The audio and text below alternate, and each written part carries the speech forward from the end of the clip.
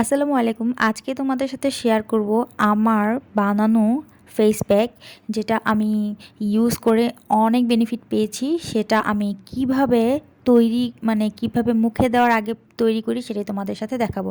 তো প্রথমে আমি আমার বানানো পাউডার ফেস প্যাকটা নিয়ে নিই, এবং এর সাথে আমি আড়ং থেকে একটা ফেস প্যাক কিনেছিলাম, মুলতানি মাটি। সেই মুলতানি মাটি পরিমাণ মতো নিয়ে নিই। তো পরিমাণ মতো নেওয়ার পর আমি এটাতে কাঁচা দুধ ইউজ করি। তোমরা চাইলে কাঁচা দুধের পরিবর্তে পানি কিংবা গোলাপ জল কিংবা জাল দেওয়া দুধও ইউজ করতে পারো। দুধটা ইউজ করলে কি হয়, যাদের ড্রাই স্কিন আছে তাদের জন্য এটা খুবই ভালো, কারণ দুধের মধ্যে এক প্রকার তেল থাকে। তো ওটা আমাদের ড্রাই স্কিনের জন্য অনেক বেশি, আমি বেশি বেনিফিট ফিল করি, যে কারণে আমি সাজেস্ট করছি যাদের একটু ড্রাই স্কিন আছে তারা তোমরা দুধটাই ইউজ করবে। বিশেষ করে কাঁচা দুধটা তোমরা ইউজ করবে, তাহলে দেখবে যে তোমাদের স্কিনে একটা সফট সফট ভাব আসবে, সাথে গ্লো তো মাস্ট বি আসবেই। এখন আমি এটাকে ভালো করে মিক্স করে নিচ্ছি।